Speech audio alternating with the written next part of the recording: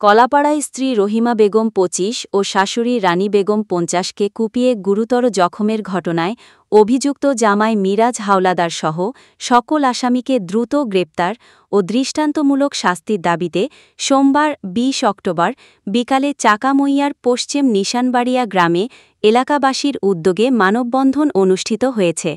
মানববন্ধনে বক্তব্য রাখেন সাবেক ইউপি সদস্য মোজাম্মেল হোসেন, সহকারী শিক্ষক নুরুল ইসলাম, স্থানীয় আবুল হোসেন শিকদার, ভুক্তভোগী পরিবারের সদস্য নূর মোহাম্মদ ফকির ও বশির ফকির সহ অনেকে। মানববন্ধনে বক্তারা অভিযুক্তদের দ্রুত গ্রেপ্তার ও দৃষ্টান্তমূলক শাস্তির দাবি জানান। আহত রহিমা বেগম বলেন, আমার মা সিট করে দিছে রাত ৩টে বাজে প্রায়। আমার মা নিচে সিট করছে না, আমি উপরে সজাগ হয়ে গেছি, উঠে বসছি, বাচ্চাটা কোলে নিছি। আমি যে একটু কান্না করছি, পরে ওরা উপরে উঠছে, মিরাজ, ইমরান আর ওর মামা তো ভাই মাসুম আর ওর মামা ইনুস আমার কোলে থেকে বাচ্চারা টাইনে নিয়ে গেছে। ইমরান মনে হয় আমার মুখটা চাপকে ধরছে আর মিরাজ কোপ দিছে। মাসুম পায়ের দাঁড়িয়ে ধরছে। হ্যাঁ, আমারে হত্যার উদ্দেশ্যে করছে। কারণটা ও গাঁজা মদ খায়, নেশা করে, চুরি ডাকাতি করে। আমি কইছি আমি সংসার করবো না, এই জন্য। আমার মাথায় কোপ দিছে আর নাকে কোপ দিছে।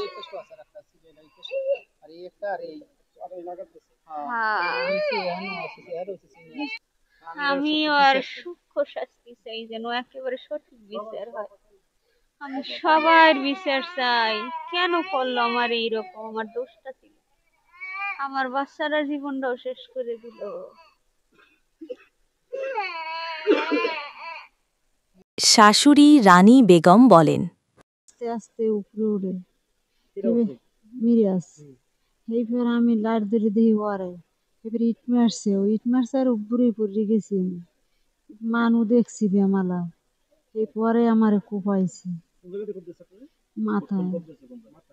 হ্যাঁ, আর ইট মারছে আমার কপাল ফাঁসাইয়ে। আমার মায়ের মারিয়ে লাগতে পারে না, চেষ্টাই করছে যে মারিয়ে হেলাম আমার মেয়েরে।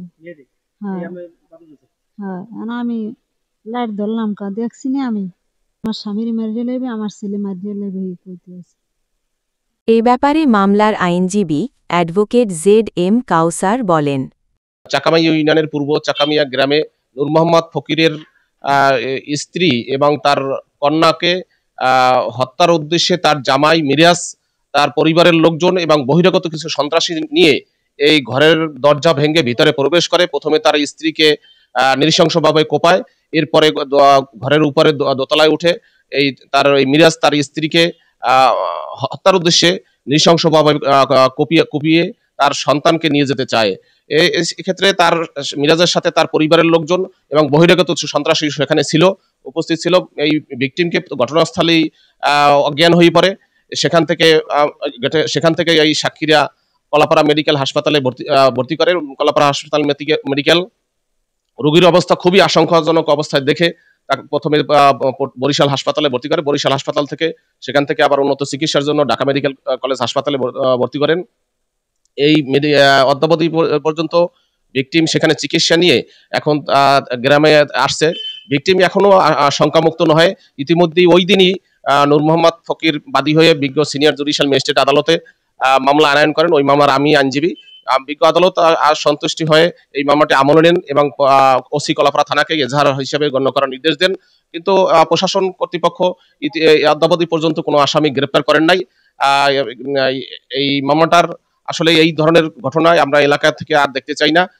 সকল আসামিকে গ্রেপ্তার করা হোক এবং ন্যায় বিচার হোক, সেই আশাবাদ ব্যক্ত করি।